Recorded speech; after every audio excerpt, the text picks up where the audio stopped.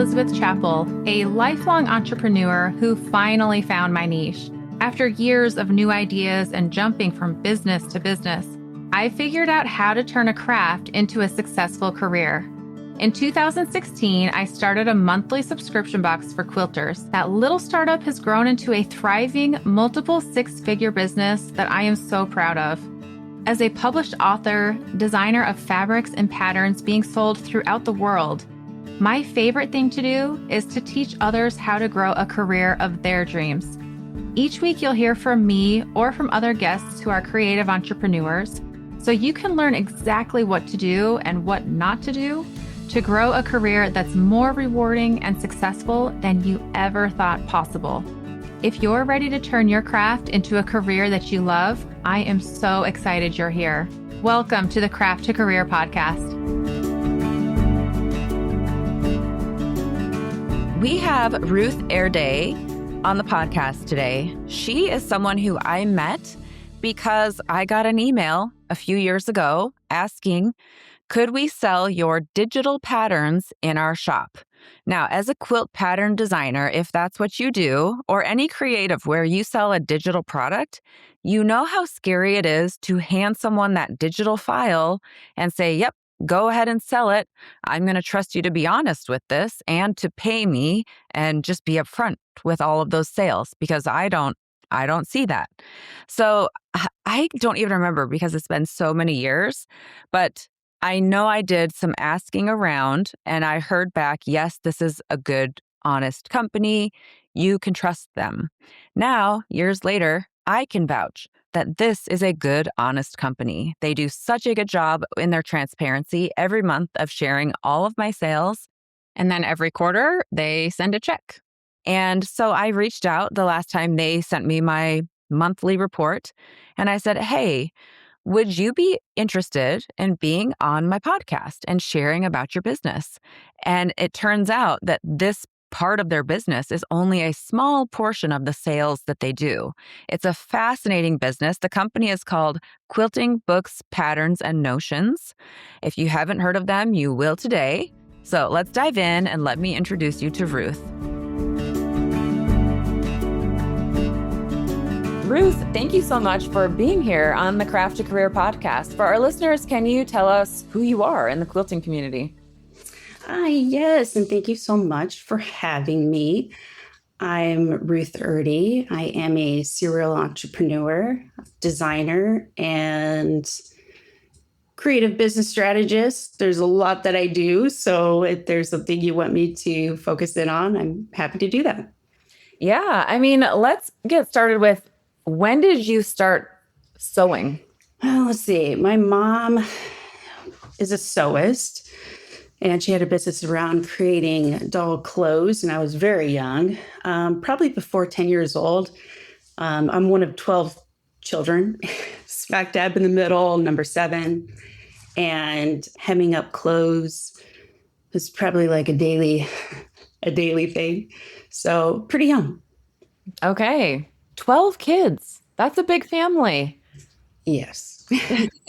A lot of mine. And what's really cool is that half of us are serial entrepreneurs. So we kind of build each other up. And I just think that's really awesome. I do feel like there's a gene that is like the entrepreneurial gene, and it runs in my family too. Like we've got it. But okay, so fast forward, did you go to college? Did you study to be or do anything in particular? Yeah, actually, I probably took the longest route to obtaining a bachelor's degree. So it took me about 10 years because I moved around a lot.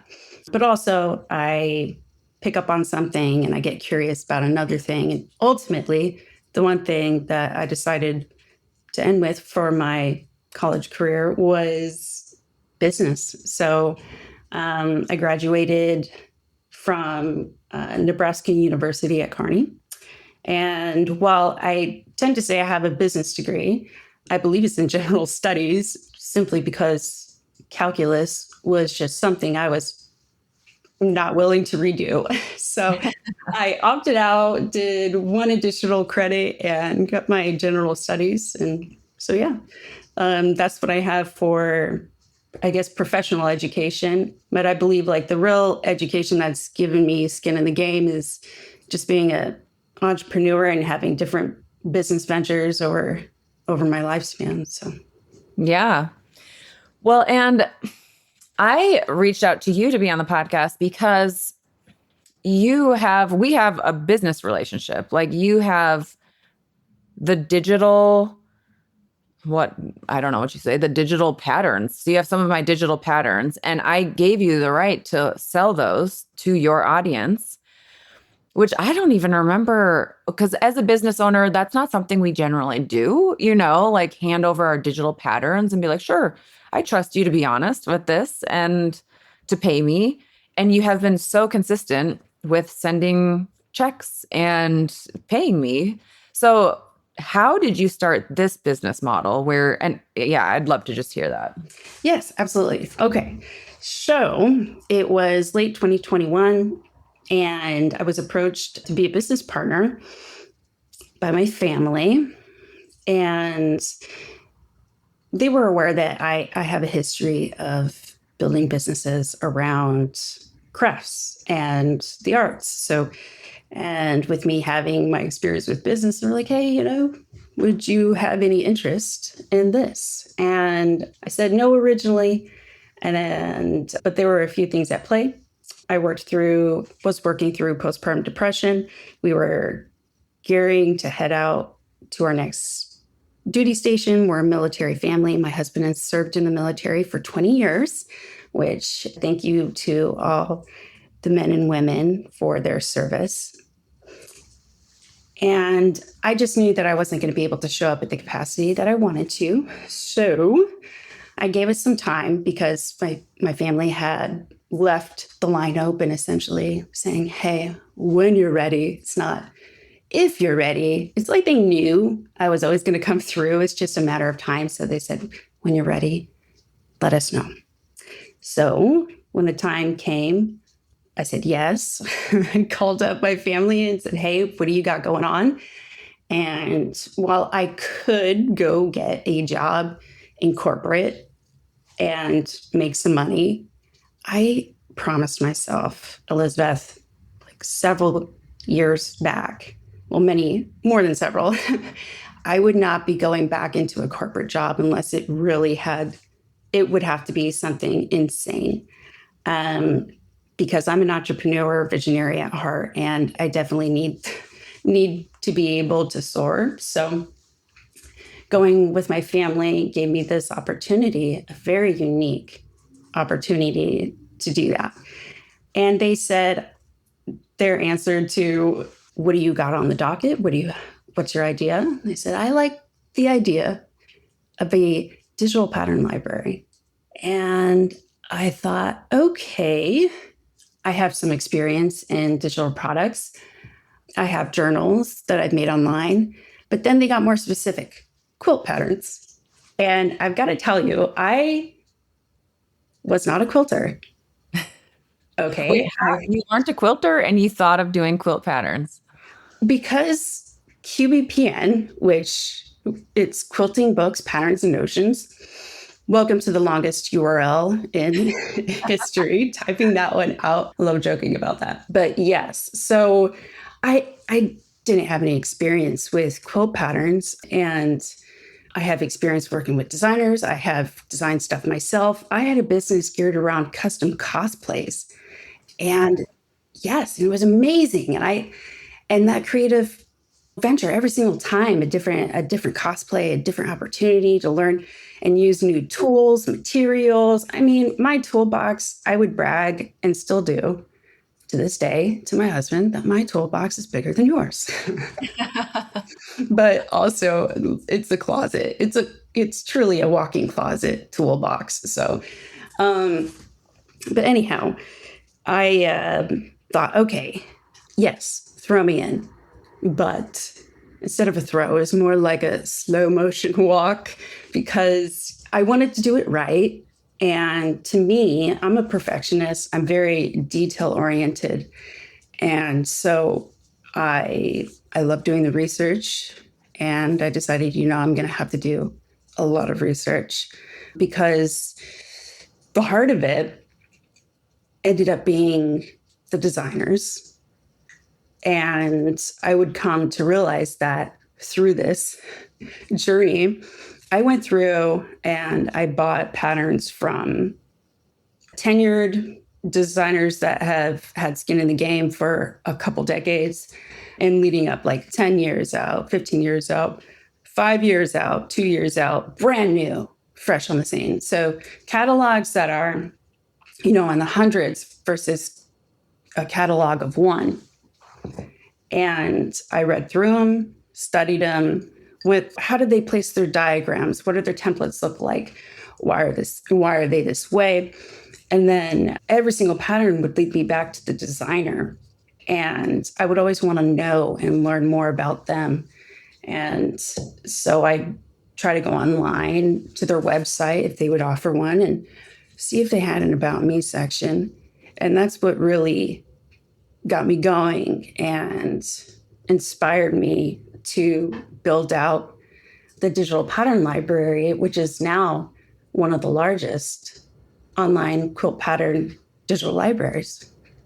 That is so cool. So I have to ask, in going, researching and looking at all these different patterns, can you share some things that stand out in a pattern as like, man, this is really great, and some things that you're like, hey, maybe if you're a designer, avoid XYZ?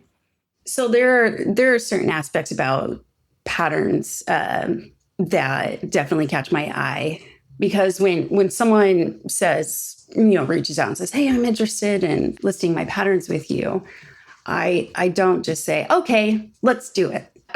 I want to work with you, but there's going to be certain things that stand out and we can get you there. So yes, we can get you there if you aren't, but I review a pattern from each designer before anything else happens. So element wise, like if it's poorly written or if it's missing something that is like it's not very clear instruction, I'm okay with relaying that. Yes, I'm going to do it tastefully, the best way that I can.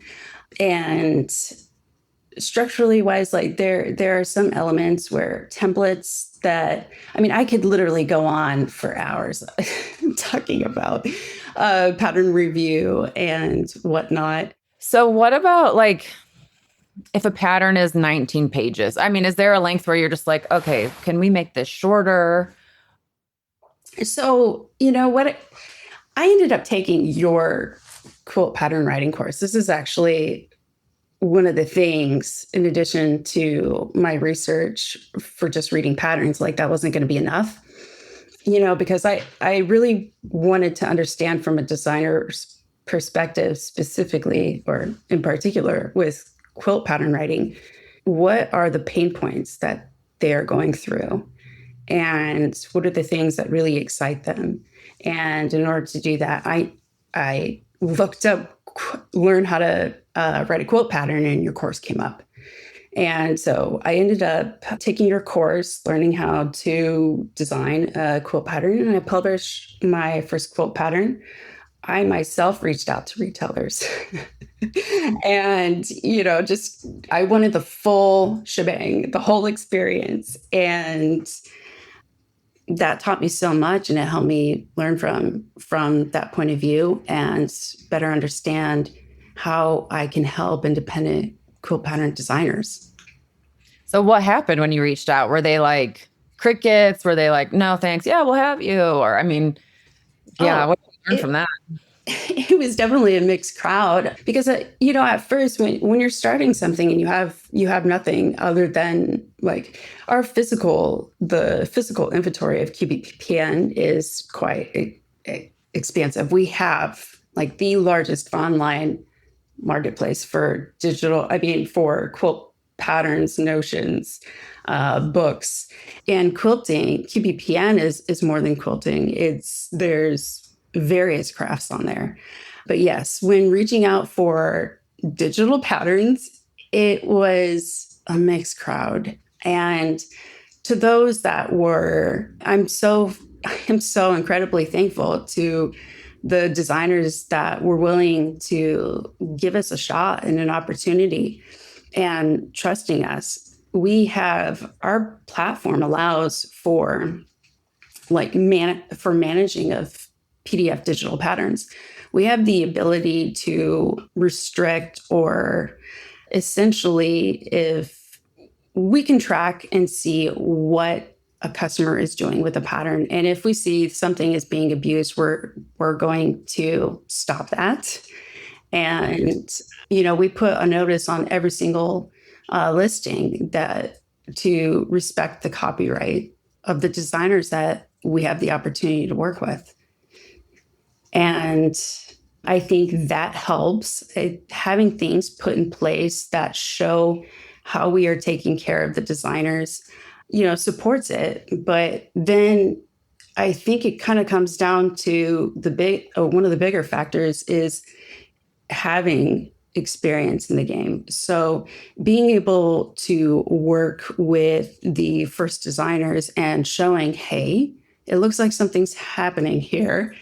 Having testimonials come through like, wow, this has been wonderful to work with you. And thank you so much. And seeing that really just, man, does it make your heart grow? Like watching someone's business grow significantly as an entrepreneur who has failed so many times and gotten back up, I myself wish that I would have had someone like give me this opportunity to to excel somehow. So I love being able to offer that to other people and finally having a platform that allows me that space. Well, and I have to say, I mean, it's been years now since I've had an account with you, but I am pretty sure I went to Facebook because there's a pattern writer Facebook group, and I looked around or asked about your business, and it was very credible. People were like, oh yeah, they will pay you. They take good care. Because again, handing them, basically what you do is you take the digital file from designers and you sell that file on your website. And it's like a wholesale distribution, but with the digital pattern, which actually is beautiful on my end because I'm actually just switching to digital now. But I am curious, you must have some designers who say like, no, I'm not comfortable with that. Yeah, first, which still to this day, you're going to run into that. This isn't for everybody. And, but I got to say, as the years went by, which it's been, I think 3 years were coming up. I mean, and designers that once said no, are reaching back out and saying yes. And when it's someone that, has inspired you from the beginning, and then all of a sudden they're like, oh, you know what? I saw something, heard something from a bird, and I think I want to give this a shot and see what happens. And that's just so awesome and amazing. So yeah, it's been so wonderful, Elizabeth. I can't thank the designers enough for trusting us with their work. This is something I'm very passionate about. Usually when I get involved in something, I become an advocate for it. And that's exactly the direction I'm heading in right now. So it's all very exciting. Well, and I have to say, like, to your credit, but you are trustworthy. You've been around for 3 years and word does get around. So pattern designers chat and share, oh, this has been a really good experience. They do pay you. Like, it's very transparent what's happening. So you credit where credit's due. But I am curious, in an email to me, you were saying the digital pattern sales makes up only about 20% of the revenue for your business. So can you share where that other 80% comes from? Yes. So ultimately, yes, we have a digital pattern library, and that seems to be the talk that I'm involved with, right? So, but yes, 20% is about right. Like, the goal is to work with the designers, and if you have a digital product, great, we would love to work with you. But ultimately, We want to work with you at scale. If you have paper patterns or products, notions, we eventually want to get to the point where we can bring those on too. If, some designers want to work directly with retailers and others don't, they just want to work with a distributor. And I mean, there's just a kitchen sink of different ways to collaborate, partner, work with. And I welcome the conversation for designers to say, hey, I have an idea. I would like to do this. And if it involves bringing on physical products, then I'm for it. Please share. There are many designers that we work with where we order directly from for physical products. And a big part of this, of QBPN, is the fact that we have our very own 3PL. Our warehouse is located in Minnesota. And that warehouse is where we store all of that inventory. And it is moving in and out constantly. We have an amazing warehouse team. And really, that is the housing of all things physical products. So again, the goal is to get to that point. I think like the digital library allows us the opportunity to kind of get to know a designer better, understand how they, function, operate, who they are, and grow rapport with them. And yeah, kind of exactly. I'm just going to tie back to what I said earlier of learning how best to serve them, because someone that's just starting off, with one pattern is, what comes up with a physical pattern and they're excited and they share it with me. All right. And I will do a review process and keep them in mind. I do take notes constantly. I would say I have a spreadsheet of notes of definitely where to help keep track of kind of like where they're at in their journey for products and patterns. And that way I could always touch back with them. And when we have something come up, we have meetings every Monday. Team meetings every Monday where we go through and discuss, what's up for this week, what's coming up this quarter kind of thing. And if there's an opportunity to collaborate, I refer to my sheet. I see where things are and we go from there. Well, I was thinking about it from a business model standpoint. I actually love on your end that you do the digital patterns because, let's say you see someone and you've looked at their pattern, it's a sound pattern, you're good with the quality of it. You can then bring on, it's almost like commission, it's no risk for you as long as the risk comes in having it be a good pattern and that you can look at it and decide if it's a good pattern. But then you can carry it. And if it doesn't sell, you haven't purchased anything. You're not carrying and storing and taking up space. But right? Am I right on that? Is that how it works? Yes. And, the way I look at it is we invest a lot in marketing. So when you're coming to our platform, we are going to want to share who you are. And one of our greatest assets, if not, is going to be our newsletter. Like we have an audience, and I can almost guarantee you that if you are on board with QBPN, our newsletter reaches over 100,000. And that's what I'd like to share. There's way more than that on the newsletter number, but 100K is about what I can guarantee that eyes can at least get on it.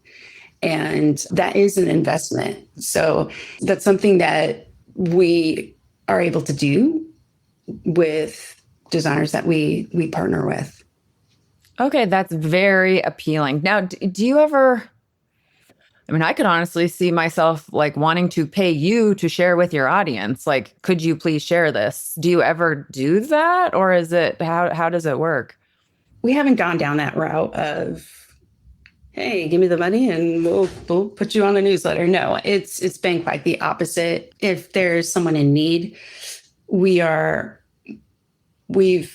in our experience have supported them just in order to give them more attention to support them versus us charging. It's something that we could do. It's just not anything that we've ever focused on. I guess our heart's not in that place right now. So my big next question is, how do you find new designers? Is it mostly Instagram? Is it at shows, word of mouth? So, interesting fact here. We have not been to a show. Oh, really? Okay, that is interesting. But you still are working, so. Yes, I wanted to make or attend the H&H. Man, I just want to. There's so many cool people there, and just couldn't make it due to scheduling conflicts. But I look forward to attending this fall, and whatever comes up on the calendar. I'm so ready as becoming the face of QBPN, or at least I'm the person that designers know. So I'm so excited to get out there and show face and meet all the amazing people, do all the things. Well, and I have to say, like, there's something very powerful about that face-to-face connection. I'm so glad that H&H is happening. There's the Road to California that they're doing a business-to-business show in January as well. I forget what it's called, but I'm really glad that's not dying out, because I think it's easy to think with Instagram and online, what's the point of it? Well, there's a very real point. Like, those human face-to-face connections are so much stickier.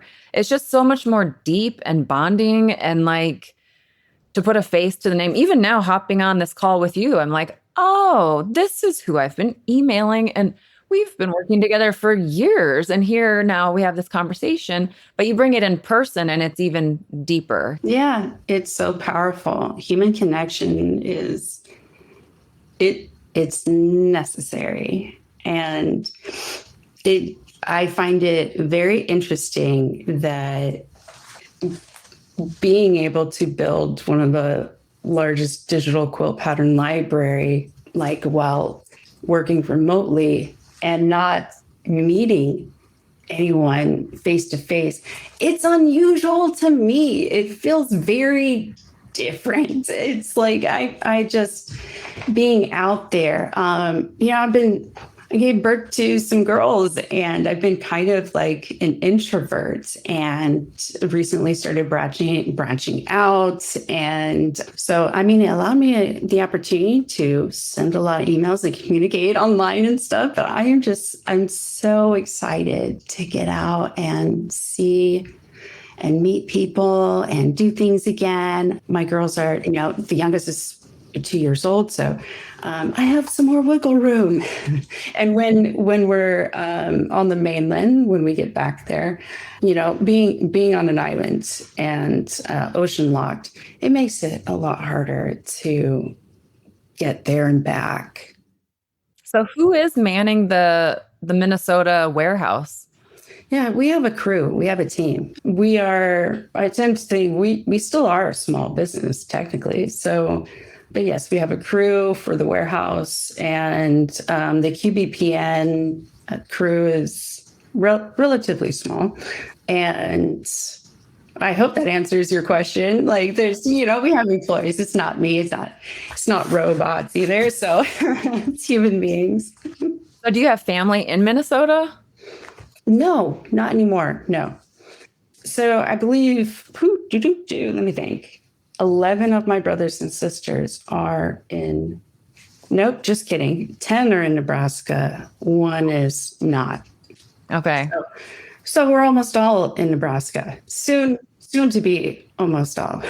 Yeah. So when do you move back?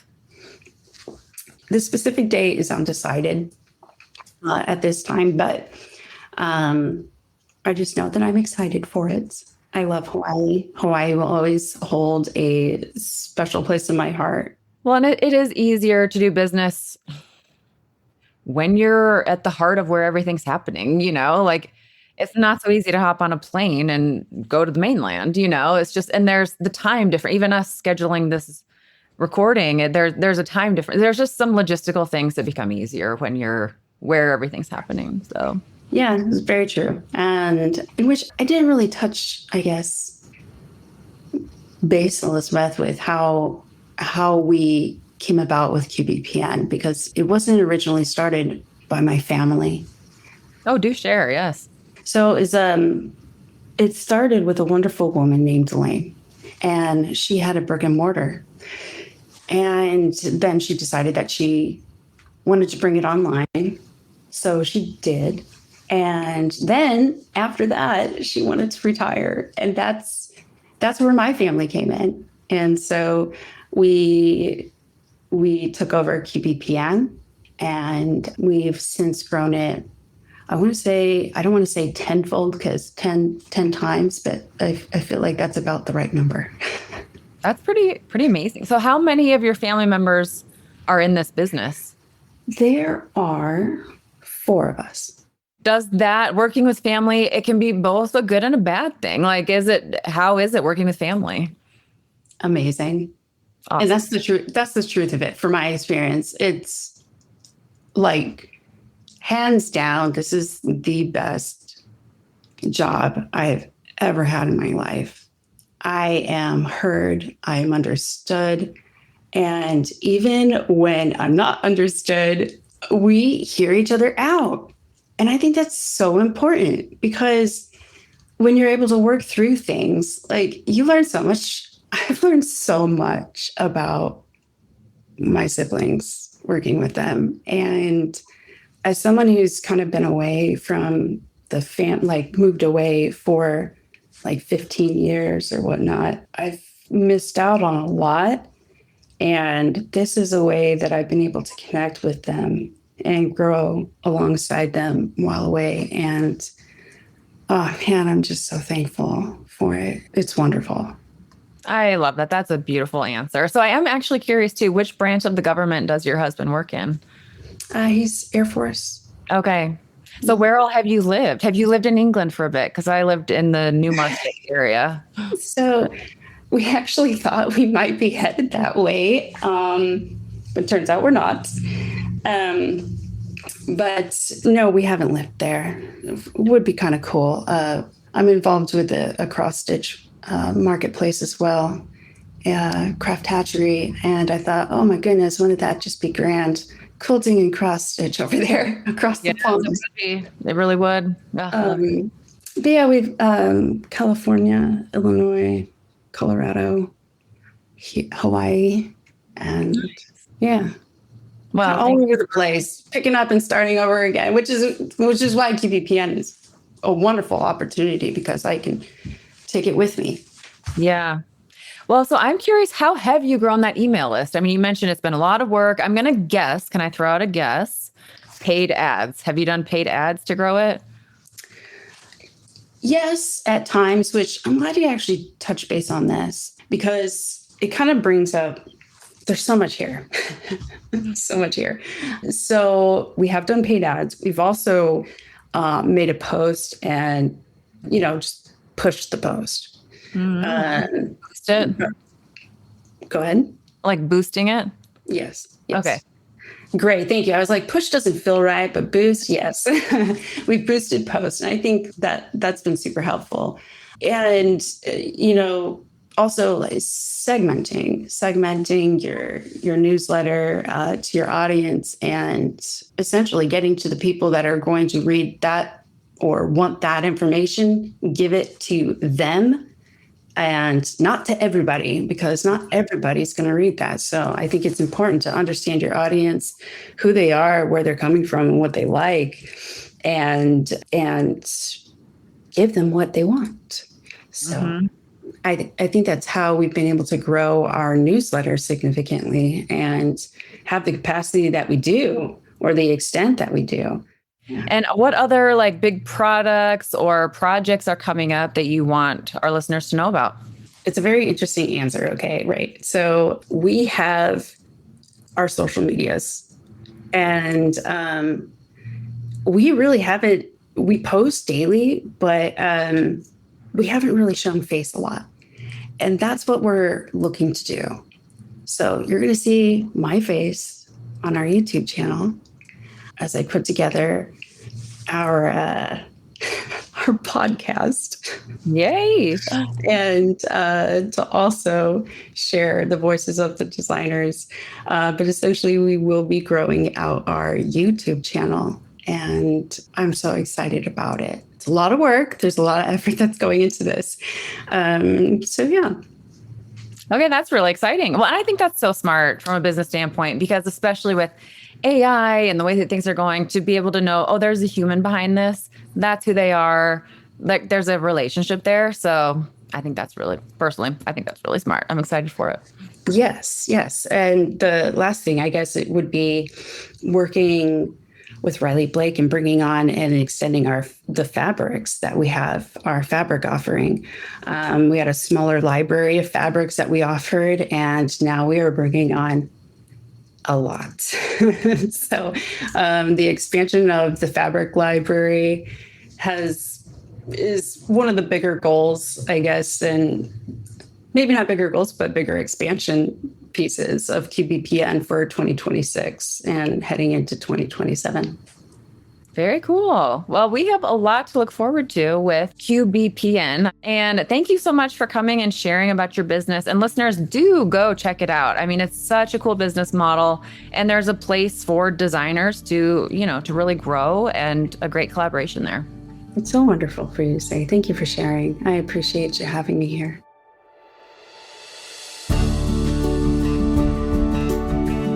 Ruth, thank you so much for being a guest on the podcast. It was so fun to chat with you, to hear way more about your business. It's so funny that for all these years I've been working with your company, and now I finally know so much more about it, and I have a face to put with all of these interactions.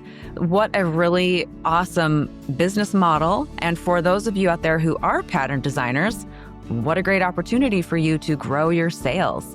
So thank you so much. If you enjoyed this episode, be sure to leave a review. Let Ruth know, let myself know what was helpful and what you'd like to hear more of. And listeners, we'll see you back again with a brand new episode very soon.